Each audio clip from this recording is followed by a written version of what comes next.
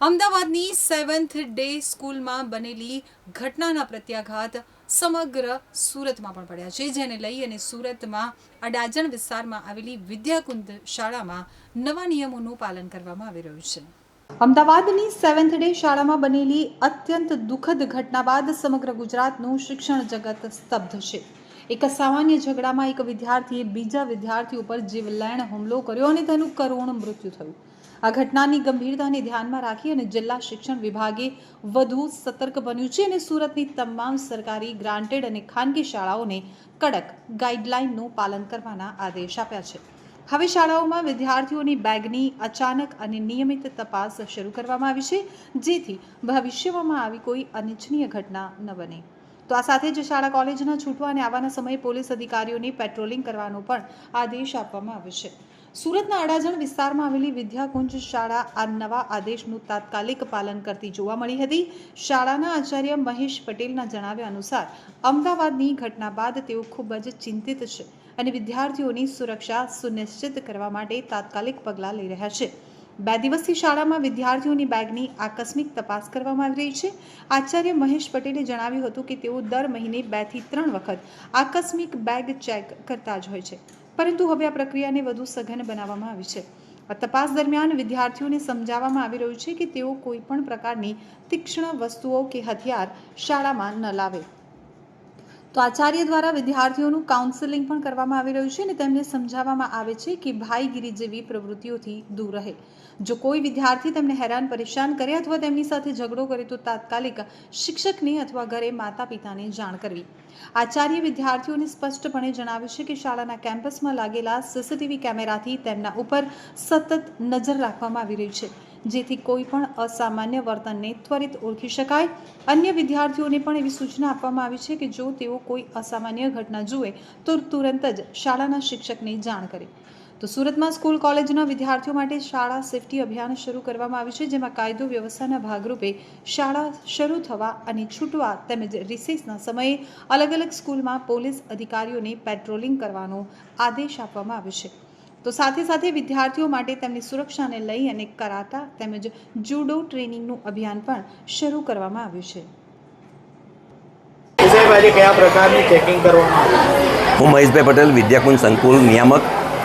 અમદાવાદની 2 દિવસ પહેલાંની જે ઘટના, એક વિદ્યાર્થીએ બીજા વિદ્યાર્થી પર શૈક્ષણિક સાધનથી ઘાતક હુમલો કર્યો અને એ વિદ્યાર્થીનું મૃત્યુ થયું, ત્યારે એ ખૂબ જ દુઃખદ ઘટના છે। અમે એને વખોડીએ છીએ, શોકની લાગણી વ્યક્ત કરીએ છીએ। સમગ્ર શિક્ષા જગત અત્યારે ખૂબ ચિંતામાં છે અને આનાથી ખૂબ દુઃખી છે। ત્યારે જિલ્લા શિક્ષણાધિકારી તરફથી જે આદેશ આપવામાં આવ્યા છે કે વિદ્યાર્થીની બેગ ચેક કરવી અને શિસ્ત સમિતિની રચના કરવી, ત્યારે આજે અમે દરેક વિદ્યાર્થીઓની બેગ ચેક કરી છે। વિદ્યાર્થીઓ સામાન્ય રીતે પોતાના શૈક્ષણિક સાધનો જેવી કે ફૂટપટ્ટી છે, પરિકર છે, કંપાસના સાધનો અન્ય છે, એ જરૂરી હોય છે ગણિત વિજ્ઞાન માટે અને લઈને આવતા હોય ત્યારે એનો ખોટો ઉપયોગ ના કરે। આજકાલ વિદ્યાર્થીઓમાં ગુસ્સો વધી રહ્યો છે।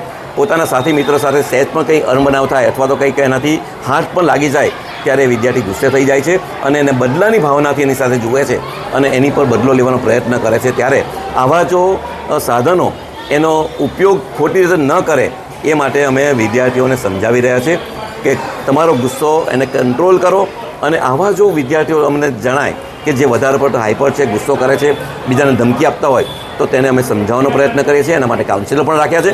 એના પેરેન્ટ્સને બોલાવીને વિદ્યાર્થી સાથે એનું કાઉન્સિલિંગ કરીએ છીએ અને આગામી સમયમાં હવે સાવચેત વધારે રહેવાની જરૂર છે, કારણ કે આવા કિસ્સાઓ માત્ર એ અમદાવાદની 7 ડેમાં નથી બન્યા।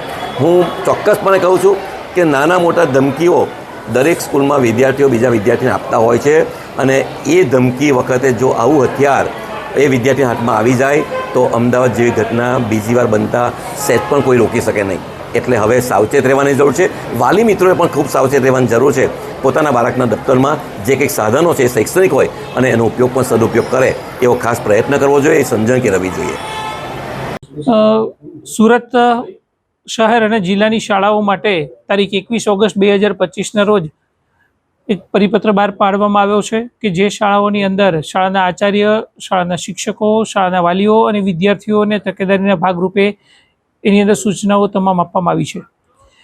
વિદ્યાર્થીઓની સુરક્ષાને ધ્યાનમાં રાખી સ્કૂલ સેફ્ટી પોલિસી 16ને ધ્યાનમાં રાખી આ પત્ર બહાર કરવામાં આવ્યો છે. તમામ શાળાઓને તાકીદ કરી છે કે આકસ્મિક રીતે શાળાઓની અંદર તમામ વિદ્યાર્થીઓની સ્કૂલ બેગ ચેક કરવી, જેથી કરીને ખ્યાલ આવી શકે કે કોઈ વિદ્યાર્થીની સ્કૂલ બેગની કોઈ અનિચ્છનીય વસ્તુઓ નથી કે કોઈ બાબત નથી. તે બાબતની તકેદારી રાખવા માટે પણ જણાવ્યું છે. અને આ ઉપરાંત જ્યારે વાલી મિટિંગ થતી હોય ત્યારે વાલીઓને પણ આ બાબતે જાણ કરવામાં આવે કે વિદ્યાર્થીઓ જ્યારે શાળાએ આવે છે ત્યારે શાળાઓની અંદર આવતા પહેલાં સ્કૂલ બેગની પણ ચકાસણી કરવી. જો વિદ્યાર્થીની સ્કૂલ બેગની અંદરથી કોઈ પણ પ્રકારની આવી વસ્તુઓ જાણવા મળશે તો વાલી અને વિદ્યાર્થીઓને સાયકોલોજીસ્ટ પાસે એ બાબતે કાઉન્સેલિંગ કરવામાં આવશે. અને આ ઉપરાંત જો બાળકમાં સુધારો નહીં દેખાય તો શાળાની અંદરથી વિદ્યાર્થીઓને શાળાનું LC આપવા દેવા સુધીની કડકમાં કડક કાર્યવાહી કરવા માટેની પણ સૂચનાઓ આપવામાં આવશે. જો કોઈ શાળાની અંદરથી વિદ્યાર્થીઓ પાસેથી અનિચ્છનીય સાધનો અથવા તો અનિચ્છનીય વસ્તુઓ જો મળશે તે બાબતે જરૂર પડશે તો પોલીસ કમિશનર કચેરીનો સંપર્ક કરી, પોલીસ વિભાગનો સંપર્ક કરીને પણ વિદ્યાર્થીઓને આ બાબતે અવેર કરવામાં આવશે. એ વસ્તુઓ ક્યાંથી મેળવી છે એ બાબતે પણ કડકમાં કડક કાર્યવાહી કરવામાં આવશે.